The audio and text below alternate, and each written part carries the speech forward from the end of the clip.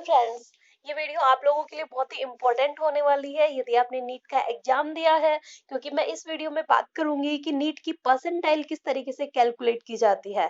आपने देखा होगा परसेंटाइल की बहुत ही इम्पोर्टेंस होती है। काफी सारे स्टूडेंट्स के मैसेजेस और कमेंट्स आए कि परसेंटाइल क्या होती है, किस तरीके से कैलकुलेट की जाती है। ठीक है, तो किन किन फैक्टर्स के ऊपर डिपेंड करती है आपकी परसेंटाइल किस तरीके से निकाली जाएगी, काउंसलिंग और एडमिशन में ये किस तरीके से हेल्प करेगी, उन सब के ऊपर आज हम डिस्कस करेंगे। ठीक है, तो देखिए सबसे पहले परसेंटाइल किस तरीके से निकाली जा सकती है। ये कैलकुलेट की जाती है दो तरीके से कैलकुलेट की जाएगी। वो दो तरीके कौन कौन से हैं? एक तो आपका डिपेंड करता है मार्क्स के ऊपर। फर्स्ट जो कैलकुलेशन निकालने का तरीका है वो है बेस्ड ऑन मार्क्स। जैसे आपका रिजल्ट आएगा या फिर आपने आंसर की के अकॉर्डिंग आपने कैलकुलेट कर लिए होंगे कि आपके मार्क्स कितने बन रहे हैं, तो आप निकाल सकते हैं परसेंटाइल। टू पैरामीटर्स की जरूरत होगी आपको। कौन कौन से दो पैरामीटर्स की जरूरत होगी? आपके नीट के अंदर कितने मार्क्स आए, first parameter. Second, NEET score of the topper that particular year. ठीक है, जैसे 2020 आपका चल रहा है तो 2020 में जो टॉपर स्टूडेंट होगा उसके कितने मार्क्स आएंगे, तो वो जो टॉपर स्टूडेंट होगा वो इफेक्ट डालकर जाएगा यहाँ परसेंटाइल के अंदर। तो देखिए नीट परसेंटाइल कैसे निकाला जाएगा। योर नीट स्कोर, जो भी आपकी नीट स्कोर है वो इनटू 100 और divide by NEET score of the topper.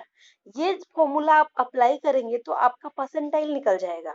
जैसे एग्जांपल के लिए यहाँ मैंने एक एग्जांपल लिया है कि ए हैज स्कोर्ड 350 मार्क्स। मान लिया जाए कि ए के कितने मार्क्स बने हैं, 350 नंबर बने हैं नीट के अंदर, और जो हाईएस्ट मार्क्स बने हैं किसी स्टूडेंट के वो बने हैं 450।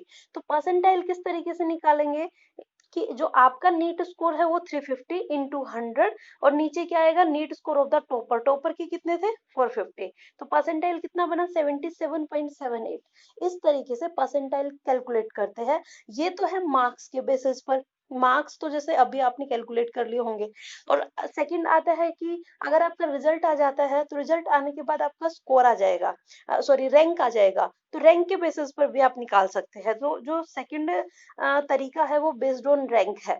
तो क्या क्या आपको जरूरत पड़ेगी, किन किन पैरामीटर्स की जरूरत पड़ेगी, आपके नीट के रैंक की जरूरत पड़ेगी परसेंटाइल निकालने के लिए। ये दूसरा तरीका है आपका।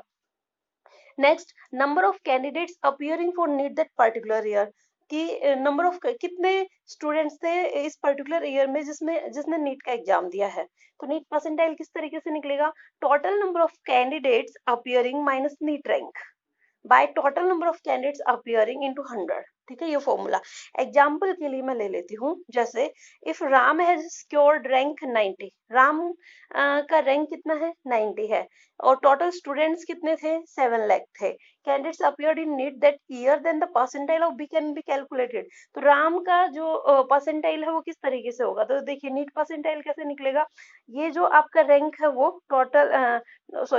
टोटल जो स्टूडेंट्स अपीयर हुए हैं वो आपका माइनस में rank by total appearing student into 100। तो जो परसेंटाइल हुआ वो क्या हो गया, 99.98। तो इस तरीके से परसेंटाइल निकाला जाता है रैंक के बेसिस पर और मार्क्स के बेसिस पर। तो आप अपना मार्क्स के बेसिस पर ही देखा जाता है मोस्टली, तो आप अपना मार्क्स के बेसिस पर परसेंटाइल निकाल लीजिए, क्योंकि ये आपका बहुत हेल्प करेगा काउंसलिंग के अंदर भी और आपका एडमिशन के अंदर भी, क्योंकि परसेंटाइल के बेसिस पर ही आपका एडमिशन वगैरह होता है। ठीक है, आपके स्कोर आएंगे, रैंक आएगा, उसके बेसिस पर परसेंटाइल होगा, और इन तीनों फैक्टर्स के बेसिस पर आपका एडमिशन होगा। अभी भी यदि आपको कोई डाउट होता है तो नीचे कमेंट बॉक्स में आप कमेंट कर सकते हैं। अगर आपको मेरी वीडियो पसंद आती है तो लाइक एंड सब्सक्राइब जरूर कीजिएगा। Okay, thank you friends.